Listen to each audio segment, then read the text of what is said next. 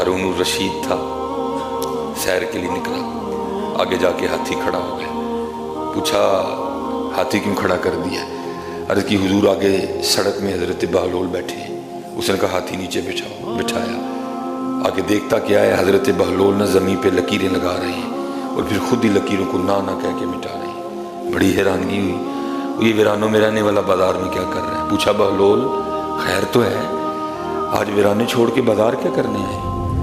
حضرت بہلول نے کہا ہارون بڑا ضروری کام کر رہا ہوں۔ ہارون نے کہا بہلول تو بازار میں بیٹھا ہوا ہے، تو کیا ضروری کام کر رہا ہے؟ اس نے آگے سے کہا ہارون میں مخلوق کی اور مالک کی صلح کروا رہا ہوں۔ رمضان ہے اس لیے آیا کہ صلح کرنی، یہ رمضان کی بھی بدماشی کرنی۔ ہاں حضرت ابھی ہمارا کو صلح والا موڈ نہیں نظر آ رہا مجھے، ابھی بدماشی پہ اتریں گے۔ صلح کرو یار، نہ بھاگو مسجدوں سے، کیا نکالنا گھر میں سے؟ 11 ماہ گزارے نہیں اسی گھر میں، رمضان میں بھی گھر میں ہی رہنا ہے۔ کہا میں مخلوق کی مالک کی صلح کروا رہا ہوں۔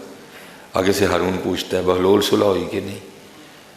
کہا وہ تو مانتا ہے، یہ نہیں مانتے ہیں۔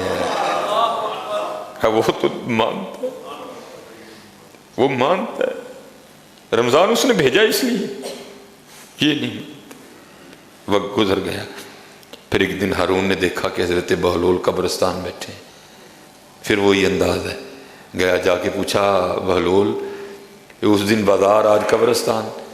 کہا ہارون جگہ ہی بدلی ہے، وہاں بیٹھا بھی مخلوق اور مالک کی صلح کروا رہا تھا، یہاں بھی مخلوق اور مالک کی صلح کروا رہا ہے۔ کہا اس دن تو نہیں ہوئی تھی، آج بھی ہوئی کہ نہیں ہوئی؟ حضرت بہلول رو پڑے۔ آپ نے فرمایا ہارون آج یہ تو مانتے ہیں، اب وہ نہیں مانتا ہے، مندہ جی یار منا لو، مندہ جی حضرت جی انہوں مناؤ، حضرت جی انہوں مناؤ ہے۔